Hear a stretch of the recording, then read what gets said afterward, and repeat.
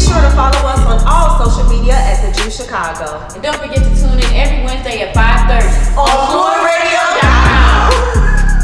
Hey, it's your girl Joy CJ. And I'm Tavi Mo. And y'all know we keep the special guests in the building, y'all. We got Will Thompson in the house. Yo. How you feeling? Man, I'm great. Blessed. What's up? So what you think about all this rain out here in Chicago? Man, you know, ain't nothing wrong with a little rain. Feed the grass. Yeah, exactly. Little rain make things grow, you know? Okay, well, for everybody that's listening, let them know who you are, what you do. My name is Will Thompson. I am a filmmaker, writer, director, producer, executive producer, as well as actor. And y'all can check out my new film, Good Intentions. It has been dropped on Amazon right now, and Tubi actually just picked it up. We have no set release date for the Tubi. Well, come on. Well, before we get in Good Intentions, we have to dig into where did this drive and passion come for film? You know what? I love entertaining. I've always loved entertaining. And I got injured in like 2005 after 3 back surgeries in '08. It was like, you know, you can't really sit down too long, can't stand too long, you know, so it's like, what do you do? So I go back to, you know, entertaining. And as an actor, you can do everything. I can be the police, I can be, you know, nigga on the street, I can be the judge, I can be firefighter, I can be whatever I want to be. So, you know, it's like at that point, I can have, you know, endless amount of careers. I can just do everything that everybody else is doing, and I can enjoy my time doing it. I can remain in Fantasy Island. Interesting. So tell us about, like, when did you realize, okay, like, I'm good at acting? Like, how did you know? What was that process like for you? You know what? I honestly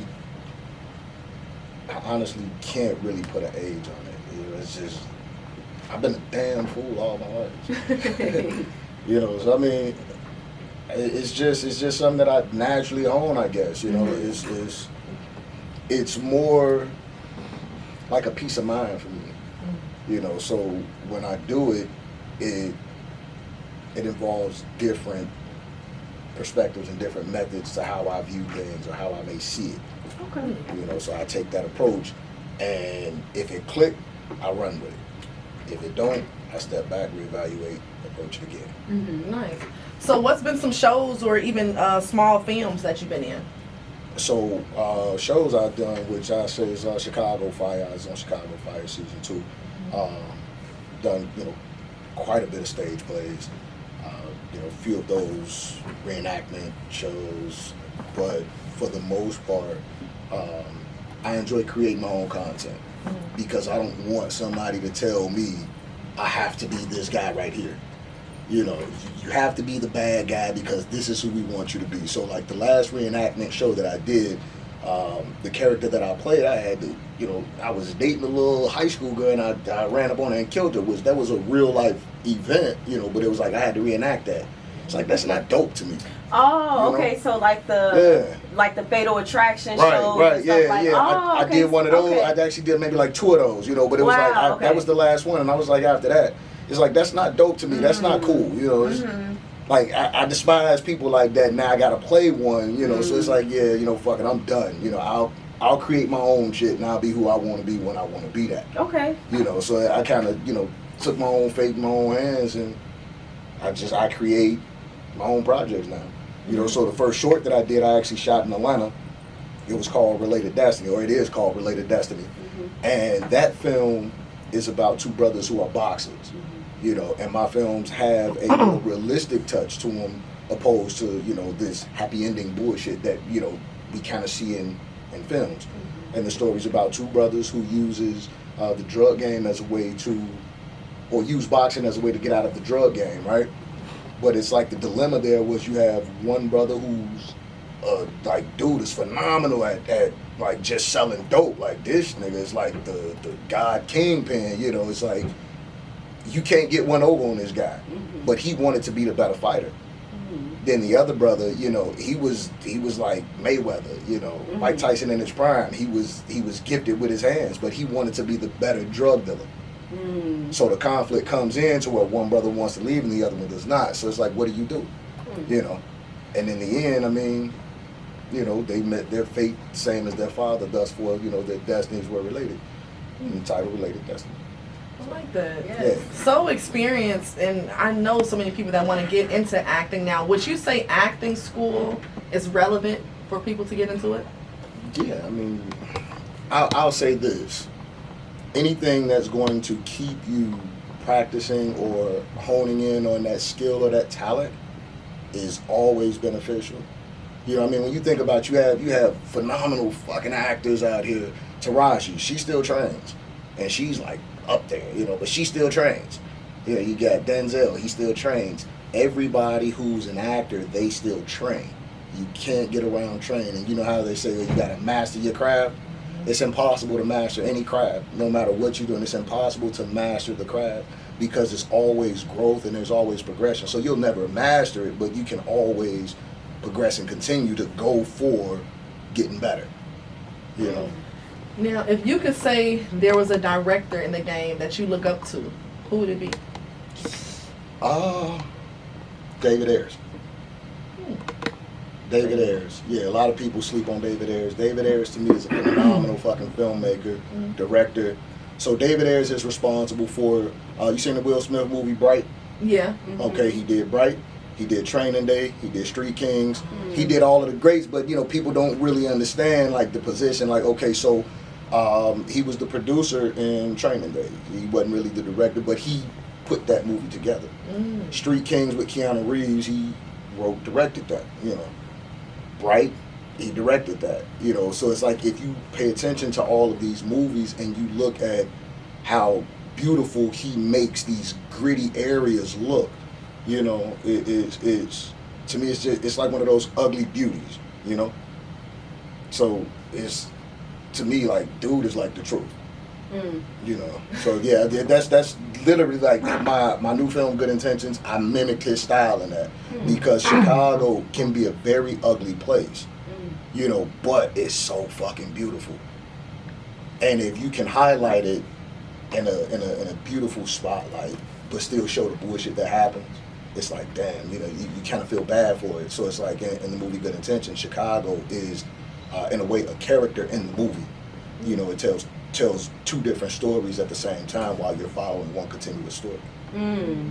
Now, let's just get into more about Good Intentions. You said that it's on Amazon. Right. Now, just tell us a little you. bit about that process for you. Like, what was it like putting the movie together and just going through all of that? So, I got the idea.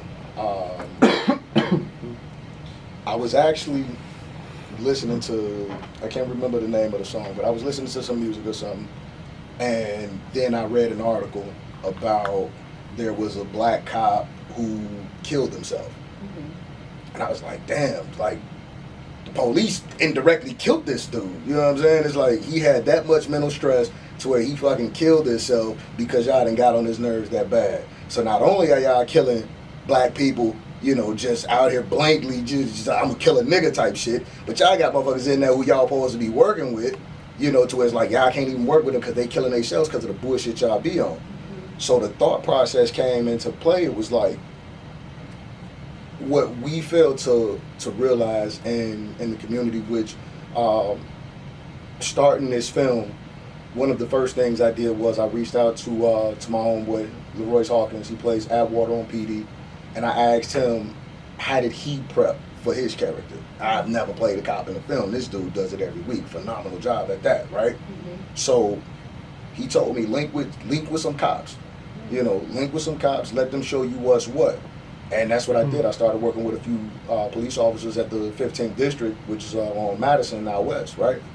And it's like when you just talk to these people and see like, these motherfuckers, they regular people. You know, it's like this is their job, no different than the motherfucker that come to tow your car, right? It's like this is a regular job for them. They ain't thinking nothing of it, but they don't really have, at least all of them or some of them, they don't really have direct ties to the community, right? So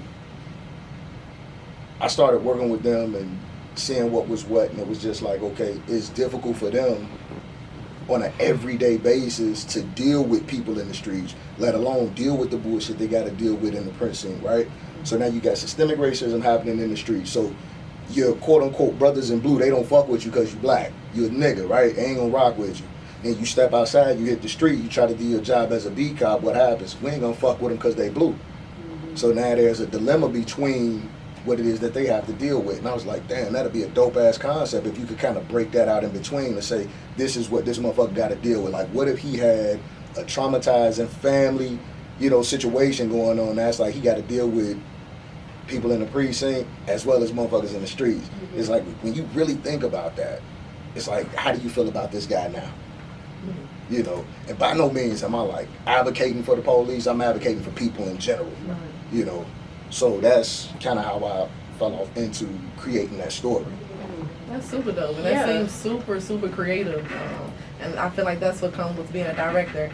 Now, we definitely want to get into, I know you've been seeing all over the media, all over the news, it hit the headlines on every site, this famous slap that Will Smith just did on Chris Rock. So what is your opinion on that situation, the location, how it happened? Right. You know what? When I seen the first thing, I was like, Chris Rock a hoe.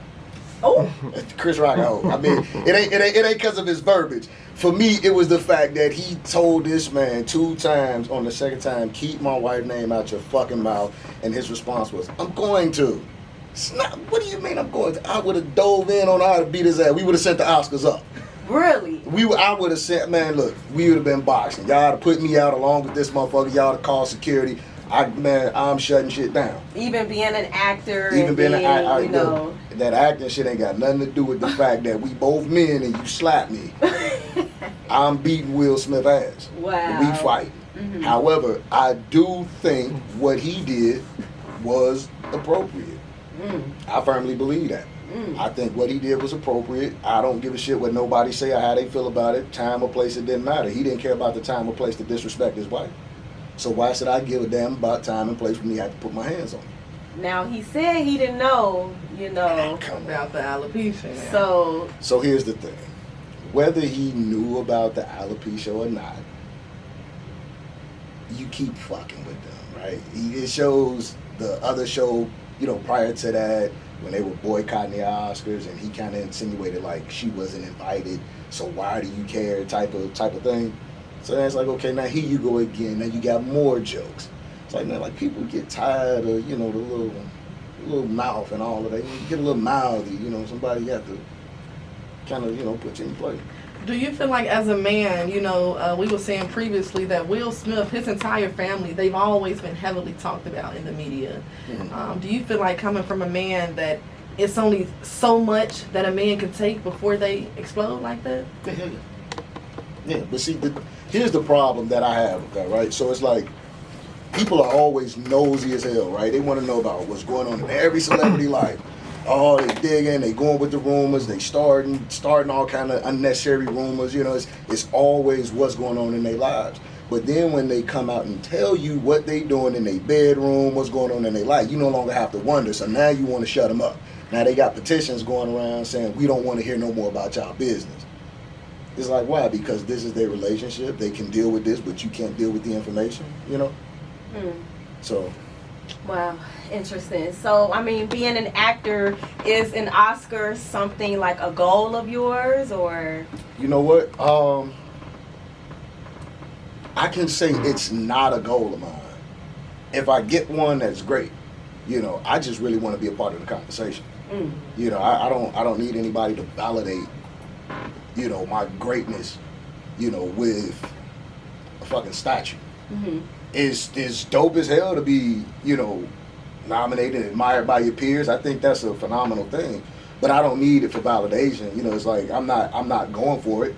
I think my next movie, I'm gonna give a Oscar-winning performance. Okay. But I mean, I'm not looking for, an Oscar because of it. If everybody see it and they like, oh, it's dope, like I'm satisfied with that. Like think about it, right? Right now we got Minister Society. We all right now have seen that movie and be like, hey, that movie raw as hell, right? Ain't winning no Oscar. But everybody and their mama know about it. Yeah. I'm cool with that, Just enjoy my artwork, That's all. A little notoriety. That's all. Yeah, that's all. Just enjoy the art that I'm putting out. Yeah. Now, That's if it. somebody wanted to, reach out to you about being in one of your movies or working with you, how would they go about doing that? Oh, as far as being in one of the movies, that's a process that you have to probably just have to follow me on Instagram, which is it's at It's the Real Will, and see if I'm posting anything in regards to auditions. But for the most part, I reach out to casting directors, work with them, or I, handpick certain people that may have a specific look that fits the role. And then I'll have somebody reach out to them directly for a self-tape, because regardless if I know you or not, you got to audition. Right. I'm not gambling the bag on somebody who just want to do something, because I do put up all my own money for every film that I've ever done. And we ain't talking little peanuts. It's my film is a bit different than most films. You got B movies, and then you got like the regular films. Well, my film falls under regular films and not B movies, because I use all of the same equipment that they use for real Hollywood movies. Not to take away from anybody else that's using DSLRs or the Apple phone.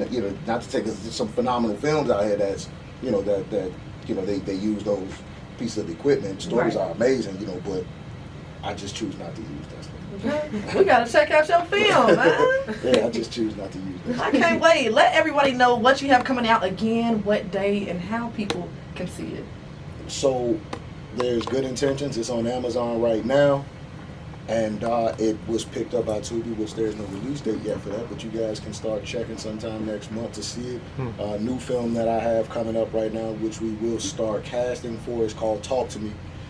That movie is based on a guy that suffers from bipolar depression disorder, and it will tell his story, and it's going to be an interesting take. If you like Rain Man, you like Joker, you like films like those, it's going to kind of be fall into that same concept similarity. Yeah, and I love that you're putting light on that too. So many people are depressed and they don't know how to cope with it, so that's good you're showing that. I got a homeboy suffer from it, and it's like, I knew who he was before his breakdown, and it's like I see him now. So it's like, damn, it's like somebody will look at him and be like, hey, this nigga crazy. But it's like I look at him and be like, hey, man, that's Bucky Lloyd. It's the homie. It's what, it's like, what can I say? That's the homie. So let me tell this story real quick. Right. And one more time, let everybody know where they can keep up with you on all social media. At It's the Real Will on Instagram, Will Thompson on Facebook, and man, that's pretty much all I got. I don't do all of the social media stuff. Twitter is It's the Real Will. Y'all heard him. Well, his movie's gonna be everywhere though, so stay tuned, man. Look, we're going on a quick music break. We'll be right back.